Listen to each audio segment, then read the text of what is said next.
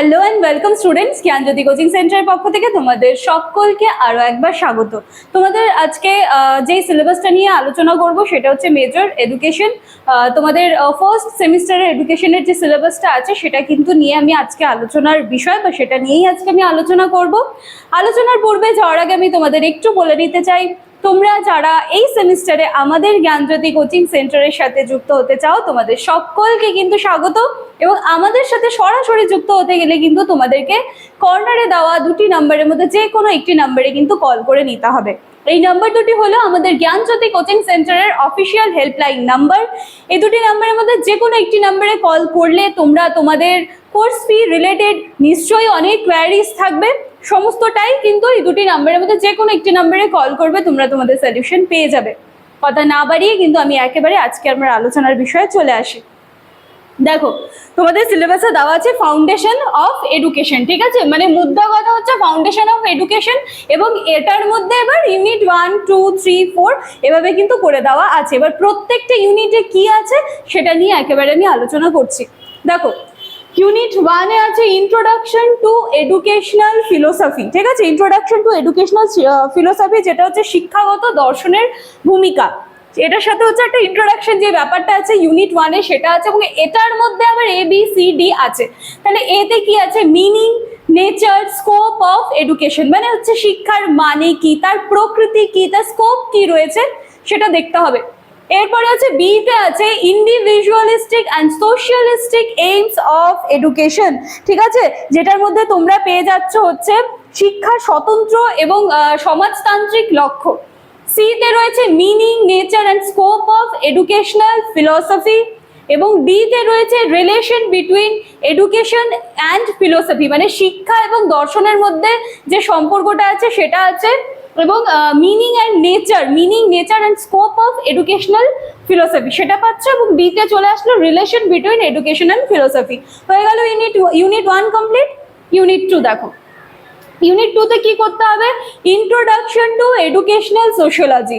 এখানে ছিল introduction to educational philosophy, এখানে চলে আসলাম আমরা এডুকেশনাল সোশিওলজিতে, ঠিক আছে। ইউনিট 1 এ আমরা এডুকেশনাল ফিলসফিটা কভার করব, ইউনিট 2 তে আমরা এডুকেশনাল সোশিওলজিটা কভার করব। এটার মধ্যে কি কি আছে দেখো, meaning, nature and scope of educational sociology, যেগুলো হচ্ছে আমরা ইউনিট 1 এ দেখে এলাম যে সেখানে যেমন শিক্ষা এবং দর্শনের কথা বলা হয়েছে, এখানে কিন্তু এডুকেশন এবং সোশিওলজির কথা কিন্তু বলা হয়েছে, ঠিক আছে। 1 নম্বরে বিতে দেখো relation between education and sociology, ঠিক আছে, এডুকেশন এবং সোশিওলজির মধ্যে কি সম্পর্ক আছে সেটা বলেছে। এরপরে রয়েছে ডিফারেন্স বিটুইন এডুকেশনাল সোশিওলজি এবং সোশিওলজি এডুকেশন, এটা এখানে তোমাদের বলা হয়েছে যে শিক্ষামূলক সমাজবিজ্ঞান এবং শিক্ষার সমাজবিজ্ঞানের মধ্যে পার্থক্য, ঠিক আছে। এরপরে রয়েছে ডি, যেখানে রয়েছে সোশ্যাল এজেন্সিস অফ এডুকেশন, এটার মধ্যে family, school, mass media, religion and state, এই সমস্তটাই কিন্তু কভার করতে হবে, ঠিক আছে। ইউনিট 1, ইউনিট 2 আমি আলোচনা করে দিলাম, এরপর পরবর্তীতে ইউনিট 3, ইউনিট 4 নিয়ে আমি আলোচনা করছি। আচ্ছা, এবার দেখো ইউনিট 3 এবং ইউনিট 4 এ কি আছে। ইউনিট 3 তে আছে ইন্ট্রোডাকশন টু এডুকেশনাল সাইকোলজি, ঠিক আছে, introduction to educational psychology unit 3 তে আছে, এবং এর মধ্যে আবার ABCD আছে। এর মধ্যে হচ্ছে তোমাদের ইন্ট্রোডাকশন টু এডুকেশনাল সাইকোলজি যেটা আছে সেটার meaning, nature, scope of educational psychology, এই তিনটা কিন্তু কভার করতে হবে, মিনিং, নেচার, স্কোপ, ঠিক আছে।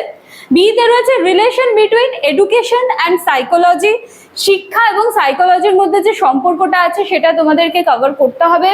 এরপর রয়েছে সিতে importance of educational psychology for teachers, এটা কিন্তু খুব ভালো দিয়েছে, দেখো বলেছে যে ইম্পর্টেন্স অফ এডুকেশনাল সাইকোলজি, টিচার্সদের জন্য ক্ষেত্রে এডুকেশনাল সাইকোলজির কি দরকার রয়েছে, ইম্পর্টেন্স রয়েছে, এটা খুব ভালো দিয়েছে। এরপরে রয়েছে মেথডস অফ এডুকেশনাল সাইকোলজি, এবং এটার মধ্যে আছে observation, experimentation and case study, ঠিক আছে। এর সাথে সাথে আমাদের ইউনিট 3 শেষ। এবার ইউনিট 4 দেখো, ইউনিট 4 এ আছে ইন্ট্রোডাকশন টু এডুকেশনাল টেকনোলজি, ঠিক আছে, এবার কিন্তু টেকনোলজি চলে আসলো আবার।